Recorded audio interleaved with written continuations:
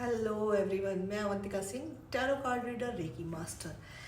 तो जी, कल थी थर्ड पार्टी की रीडिंग और आज पूरा फ़ोन मैसेज से भरा हुआ है। बहुत लोगों के मैसेज अभी तक देख नहीं पाई हूँ। मैंने कल कहा था कि आप सबको रीडिंग लेनी चाहिए। एनर्जी हाई लेवल पे डिस्टर्ब हुई है आप सब की। तो आज जो एनर्जी मैं लेके आई हूँ आप सबकी होगी करंट एनर्जी, ठीक है। और उसके ऊपर प्रेडिक्ट मैं करूँगी कि अगर जो भी एनर्जी निकल के आती है मालिक की मर्जी से। रीडिंग शुरू करने से पहले बता दूँ, टैरो कार्ड रीडर हो, रेकी मास्टर हो, एस्ट्रोलॉजर हो, या रेकी हीलर हो, या क्रिस्टल हीलर हो, कोई भी हो, किसी में ऐसी ताब नहीं होती कि आपको डिस्क्राइब कर सके। पूरी वीडियो आपको यूट्यूब पे मिल जाएगी। और इस बात का ध्यान रखिए कि जो भी मैं बताऊंगी वो यूनिवर्सल गाइडेंस होगी और यूनिवर्स क्या कहते हैं, क्या एडवाइस निकल के आती है। बड़े हैवी मन से आज रीडिंग करिए, मेरा भी मूड आज ठीक है नहीं। क्या एक्शन लेना चाहिए इस तरह की सिचुएशन में और आगे क्या होगा, ठीक है। तो देखते हैं, take a deep breath. Okay,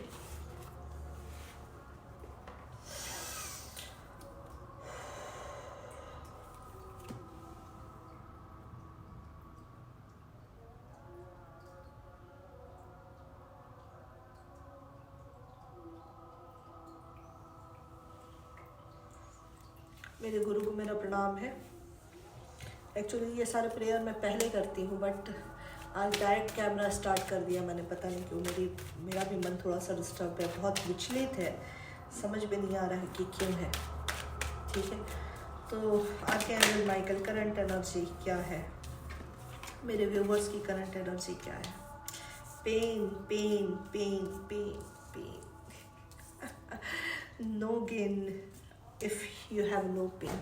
okay, याद रखिए कि लाइफ में कोई भी चीज़ें आती हैं वो आपको समझाने के लिए आती। थर्ड पार्टी का कार्ड फिर आया है, तो इसका मतलब यही, इसी पे प्रेडिक्ट करना है कि आपके और आपके पर्सन के बीच में जो थर्ड पार्टी आ रही है वो क्या है। देखो, आपकी एनर्जी पहले डिस्कस कर लेते हैं, फिर कहाँ आप कमज़ोर पड़ रही हैं इस पे बात करते हैं, ठीक है। मैं और कार्ड लूँगी, क्लियर आंसर दें।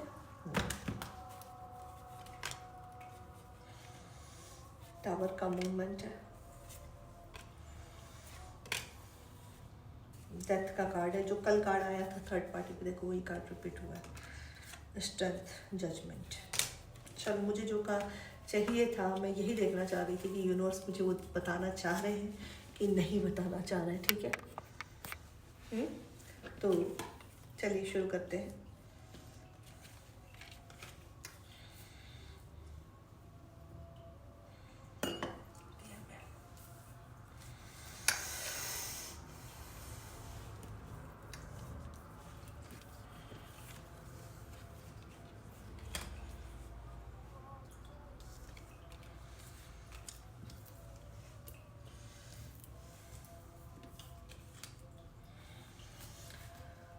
बहुत लोगों के सामने थर्ड पार्टी की जो एनर्जी आई है, जो रियलिटी आई है, उसके बाद क्या हुआ है, आप गुस्से में आ गई हैं बहुत ज़्यादा। इस चीज़ को ख़त्म करने का थॉट प्रोसेस दिमाग में आ रहा है। क्यों थॉट प्रोसेस दिमाग में आ रहा है कि ख़त्म कर दिया जाए?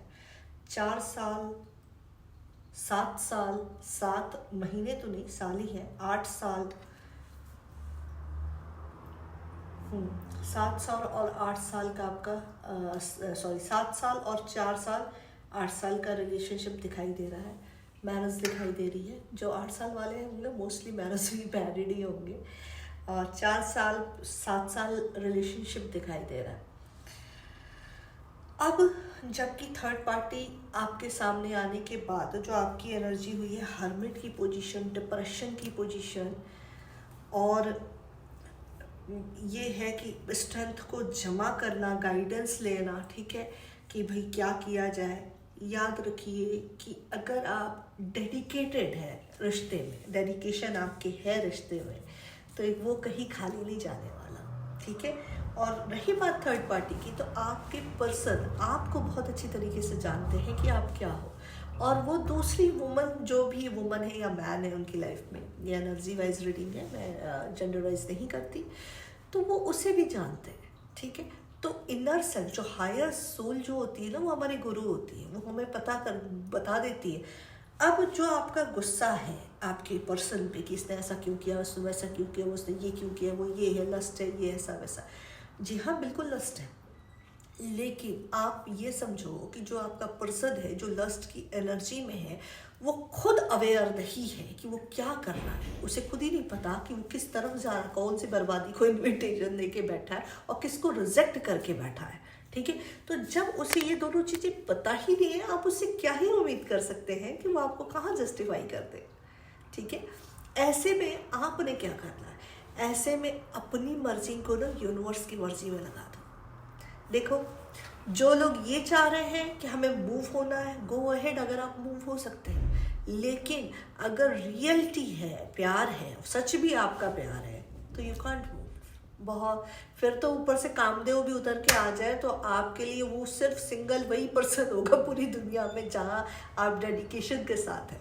ठीक है, वो कोई भी आ जाए उसको रिप्लेस नहीं कर सकता, और अगर वो रिप्लेस हो रहा है इट मीन्स कि he is not the right person for you और हिम। जो भी ये देख रहा है वीडियो, जेंडर वाइज बात नहीं करी, एनर्जी वाइज बात करी, आप अपने अकॉर्डिंग चेक करें।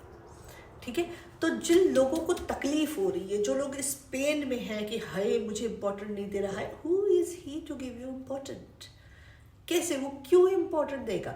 आप अपनी ऑनेस्टी बरकरार रहिए, आपका जो एक्सप्रेसिव है वो एक्सप्रेस कीजिए, और बाकी सब ऊपर छोड़िए, अपनी स्पिरिचुअल लेवल पे ध्यान दीजिए, बहुत इंपॉर्टेंट है।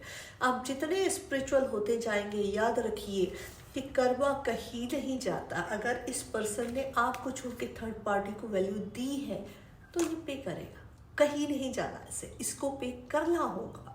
बिकॉज आपकी जो डिग्निटी है, आपका जो सेल्फ रिस्पेक्ट डाउन हुआ है, आपको जो कैटेगराइजेशन मिली है, इस सब का हिसाब यूनिवर्स के पास है। याद रखिए, कर्मा इज ऑलवेज एट। हमारे जितने भी ग्रंथ लिखे हुए हैं, चाहे हिंदुइज्म हो, चाहे मुस्लिम हो, या आपके बाइबल हो, हर में जिक्र है कर्मों का। ठीक है, क्यों कहा जाए, इस्लाम में कहा गया अमाल पे का ध्यान रखो, क्योंकि लास्ट में अमाल ही जाते हैं।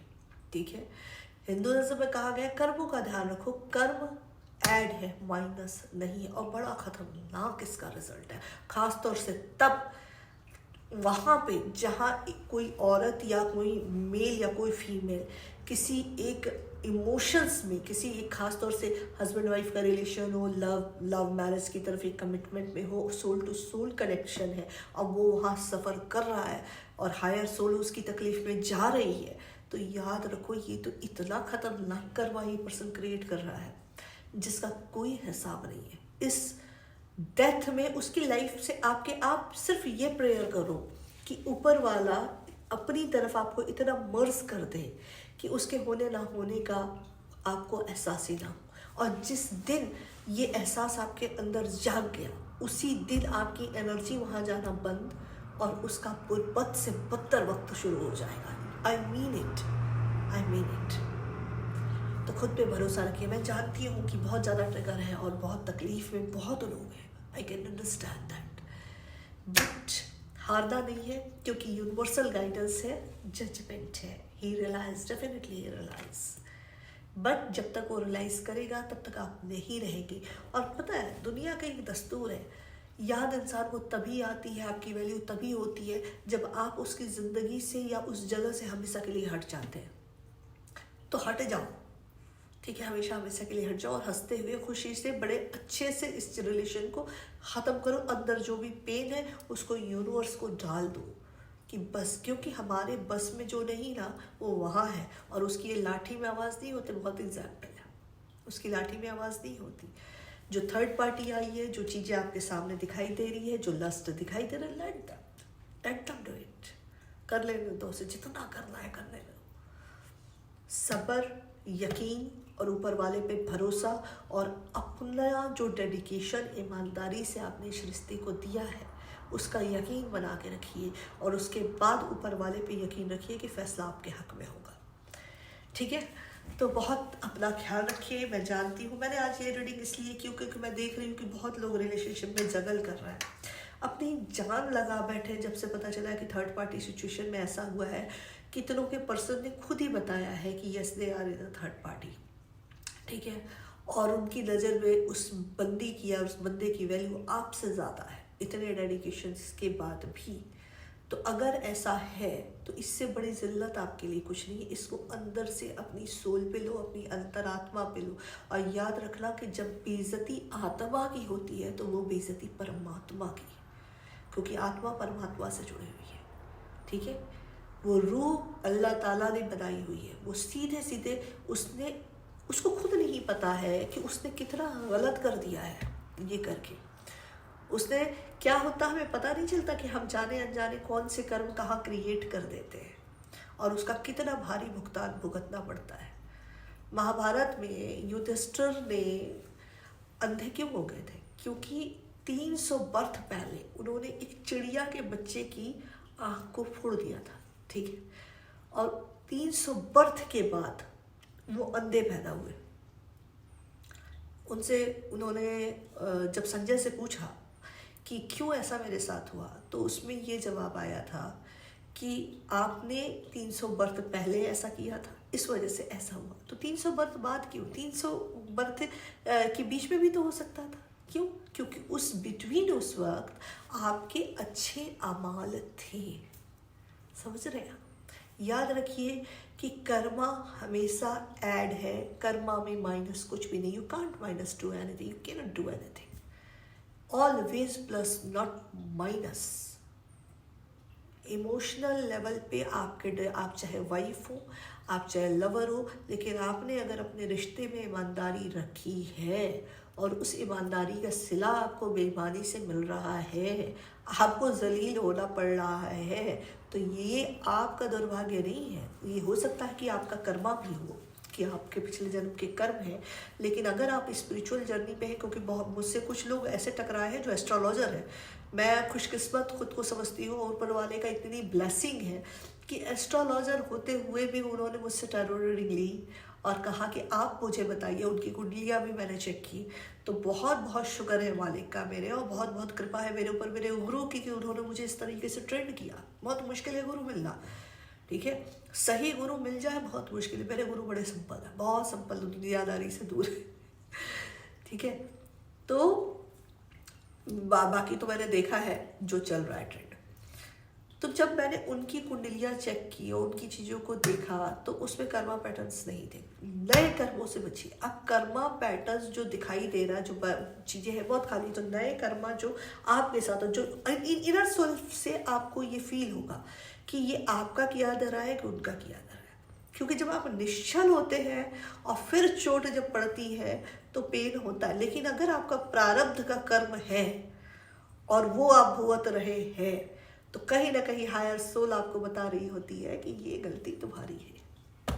और अगर ये ना फील होना तो वो बिल्कुल पवित्र है, बहुत क्लियर है। और उसके बाद अगर ऐसा हो रहा है तो वो पर्सन अपना कर्म क्रिएट कर रहा, आप नहीं कर रही है। ही विल पे, डेफिनेटली पे। बस इस पेन को सहन कर जाओ। जस्टिस करना उसके हाथ में नहीं है, जस्टिस लिया जाता है, जस्टिस कराया जाता है, और वो यूनिवर्स कराएगा। अपने आप को यूनिवर्सल लॉ के अकॉर्डिंग चलाना शुरू कीजिए, अपनी हीलिंग शुरू करिए, अपने इनर सेल्फ पे काम कीजिए, अपनी सोल जर्नी पे काम करिए। ये ज़िंदगी बहुत छोटी सी है यार, ऐसे जब डेथ होगी ना तो आंखें बंद करके खोलोगे और लाइफ पूरी ख़त्म, ऐसा है। तो ये थोड़ी सी चीज़ें हैं, इन जो मैं जानती हूँ कि इमोशनल जब चीज़ें ट्रिगर करती हैं तो बहुत मुश्किल हो जाता है संभालना, but we have to strong. खासतौर से फैमिली, मैं खुद फैमिली हूँ, तो मेरा एक बहुत समर्पण भाव है हर औरत के लिए। ठीक है, मेरे लिए वो थर्ड पार्टी अगर कोई लड़की है तो वही इज्जत उसके लिए रहेगी जो मेरी अपने लिए, क्योंकि मैं इस चीज़ पे बिलीव करती हूँ कि जो मैं अपने लिए चाहती हूँ मुझे वो दूसरों को पहले देना है। अगर मैं अपने लिए इज्जत चाहती हूँ तो मैं इज्जत दूंगी, अगर मैं मेरे लिए प्यार चाहती हूँ तो मैं दूंगी, चाहे वो पर्सन किसी थर्ड पार्टी के साथ अगर इन्वॉल्व है तो है, लेकिन मैं अपनी वैल्यू को नीचे नहीं करूँगी।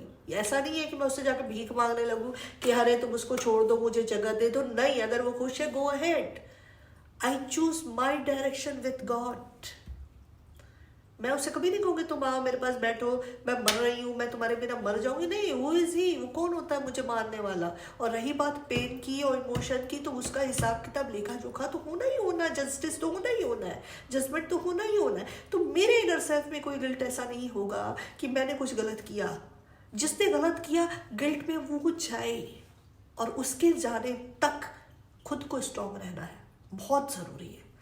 खुद को स्ट्रांग रखिए। और ऐसा नहीं है कि इस पर्सन को नहीं पता, बहुत ठीक ढंग से इसे पता है कि ये क्या कर रहा है, ये क्या कर रहा है, इसे ठीक से पता है। कई जगह इंक्वायरीज हो सकती है, तो अपने आप पे काम कीजिए और अपने आप को पूरी तरीके से सरेंडर कर दे यूनिवर्स को। पूरी तरीके से जितना तगड़ा पेन उतना तगड़ा सरेंडर होना चाहिए यूनिवर्स की तरफ। आप मोहताज सिर्फ ऊपर वाले के हैं, किसी इंसान के मोहताज नहीं है। ये इमोशंस क्रिएट करने वाला भी वही है, इसको ख़त्म करने का जिम्मा भी उसी का है। और अगर ये नहीं ख़त्म हो रहा है इतने ट्रिगर के बाद, तो ये आप अपना इम्तहान समझ लें और इसको सही ढंग से पूरा करें। God bless you. अगर मेरी रीडिंग पसंद आती है तो स्ट्रांगली क्लेम करें, स्ट्रांगली क्लेम करें, शेयर करें। और उसके बाद भी अगर मेंटली डिस्टर्बेंस है तो आप मुझे अपनी बातें वॉइस मेल में कर सकते हैं। जितनों का हो सके मैं आंसर ज़रूर करूँगी, आज भी मैंने बहुत किया है, ठीक है। और ख़ुद का बहुत ख्याल रखें। God bless you everyone. अगर कोई कल आप बता दीजिएगा क्या रीडिंग आप चाहते हैं। वैसे कलेक्टिव जनरल रीडिंग में जजमेंट आया है, तो फैसला आप ही के हक में है। इस चीज़ को ख्याल में रखिए और ऊपर वाले पे भरोसा रखिए, डिस्टर्ब नहीं होना है। बहुत अपना ख्याल रखिए, ओके। चलिए जी, तो कल बताइएगा किस टॉपिक पे आप सबको रीडिंग चाहिए। God bless you all of you. Thank you so much.